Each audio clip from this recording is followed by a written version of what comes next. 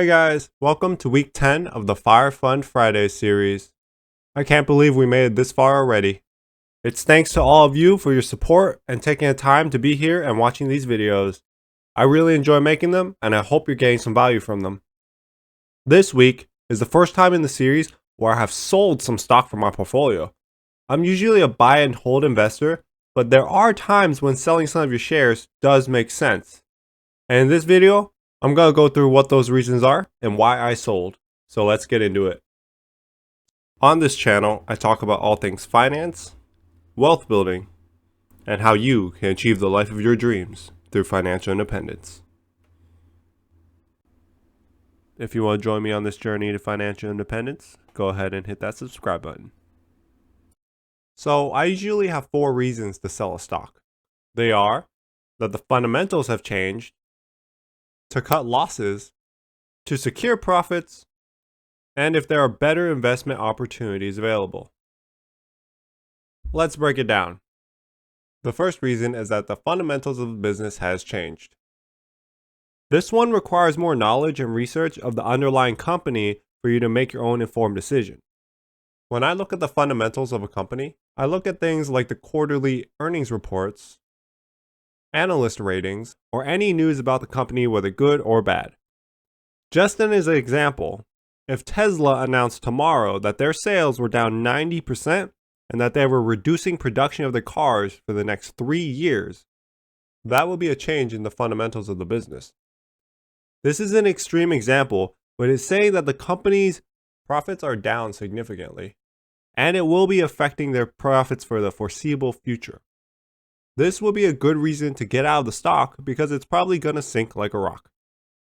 Looking into these things is called fundamental analysis. It's up to you as the shareholder to do your research, and if the future outlook of the company no longer appeals to you, then you may want to consider exiting your position. The next reason I would sell a stock is to cut losses. This one applies more if you're trading stocks, but if I own a stock that only seems to be going down and down, month over month, year over year, it may be time for me to just cut my losses and get out of the stock. Han from Fast and Furious said it the best. 50% of something is better than 100% of nothing. This next reason can apply to either stock trading or normal investing. There are times when it does make sense to sell your stock once you have made a sizable profit, because sometimes a stock can skyrocket due to hype, or even a short squeeze that we have been seeing a lot of lately. A real life example of this would be PetMed Express. I do own this stock, but a few months ago it was the victim of a short squeeze. The stock skyrocketed from $30 per share up to $50 per share. There was no fundamental reason for this. The company was not worth $50 per share. So that would have been a good reason to secure your profits of over 60%. Because the company did not support a valuation of $50 per share, the stock price quickly declined back to $30 as people sold off. No one can predict when the market will move up or down.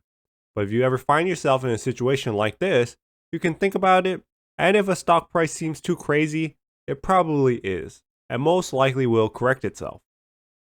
In times like that, securing profits and entering again at a later time might be the right thing to do.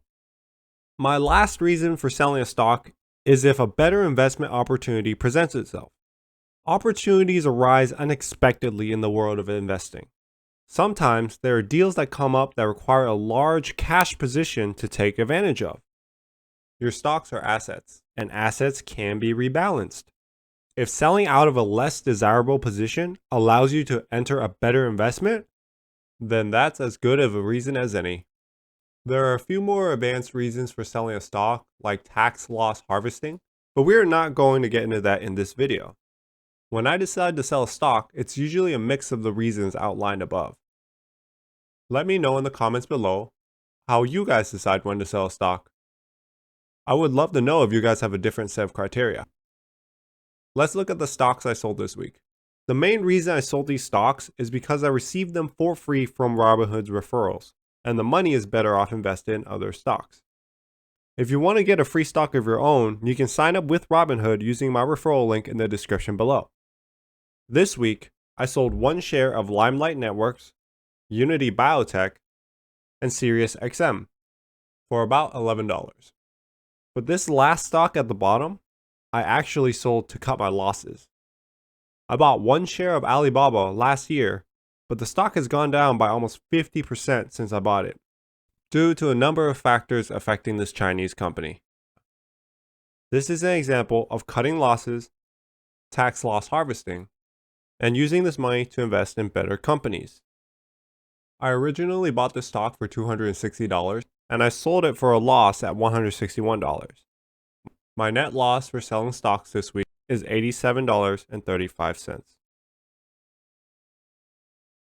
Alright, let's get to our regularly scheduled content. I went on vacation this week and the market was a bit down, so I bought anything I could that was in the red. From what I can tell, the market is dipping quite a bit, and I'm building up a cash position so that I can take advantage of any opportunities that may come up later this month. As usual, I started the week off with 4 shares of SPYG for $268. I should really just turn on automatic investment for this one, but I like to be able to take advantage of any dips in the market throughout the week. So I prefer the flexibility of being able to buy in when I want. We're up to 26 shares in the portfolio, and this week's purchase generates $1.88 of annual income. Below that, we have DIVO. This is one of the lower paying cover call ETFs in my quadfecta strategy that offers a bit more growth. I think buying 4 shares a week for $140 is the right balance for this position. The 4 shares generate an annual income of $6.95. Next is NUSI. This stock offers high income and downside protection for a low cost. I picked up 6 shares this week for about $170. The 6 shares brings in $12.64 of annual income. One of my favorites on this list is RYLD. I picked up 12 shares this week for $303, bringing the total shares in this portfolio up to 42. The 12 shares generates an amazing $33.36 of annual income. Below that, I picked up 2 shares of QYLD. The 2 shares generates $5.54 of annual dividend income. Someone commented that I should use the dividend income from this stock to invest in other positions that offer more growth, since I don't like how QYLD doesn't have much organic growth. It was a great suggestion, and I really like engaging with all of you in the comments, so don't be afraid to leave a comment with any of your ideas. I did decide to let the dividends drip back into this position. It really is a great income producing stock, and that's why we use the quadfecta. Each stock serves a great purpose, and they each cover the other's weaknesses. QYLD is a bit high right now, around the $23.10 price point. If it drops to the low $22 area, I will invest heavily into this stock. The last purchase I made for the week was for Horizon Technologies. I've been buying into this stock for a few weeks now, and I decided that 170 shares would be a large enough position in my portfolio. The stock has been dipping below the $17 support that I believe it should be trading at.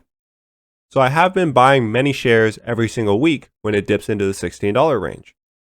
I purchased 14 shares this week, bringing the total in the portfolio up to 129 shares. The 14 shares generates $16.08 of annual dividend income. The last purchases on this list were done through DRIP, or the Dividend Reinvestment Program. I got paid dividends this month by SRET and DIV. The dividends were enough to purchase almost 2 shares of each of these stocks. And now that I own more shares, I will get paid even more dividends. This is called the dividend snowball. Your stock will pay dividends, which purchases more shares, and then those shares will produce more income and purchase shares of their own. I am completely hands off with these stocks now. I don't actively invest any more money, and they continue to pay me and grow on their own every single month. This is the power of income and dividend investing. Eventually, your money will outwork you. It will produce more income for you than your job, or produce enough income for you to quit your job altogether. That is my goal with this FIRE fund. And I want to share every step of this journey with you to prove that it is possible.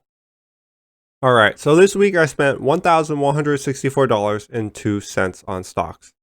This is not including the $50 from the dividend reinvestments because I didn't have to provide that money to purchase those shares. Our annual dividend income increased by $78.97, bringing our total annual dividend income to $1,861.91. This was an annual dividend increase of 4.43%. At this rate, we're going to be achieving dividend milestones every single week. We have our plan and we're sticking to it, being mindful and consistent with our investing. This is how we achieve our goals, by creating a plan and taking it one step at a time. Thank you guys for joining me on another FIRE Fund Friday. If you found some value in this video, please consider hitting that like and subscribe button to join me on future videos. It only takes a second and really helps out the channel. If you have any questions or ideas, please leave me a comment below. I try to reply to every single one. As always, I appreciate you so much for taking the time to join me here, and I'll see you guys on the next one.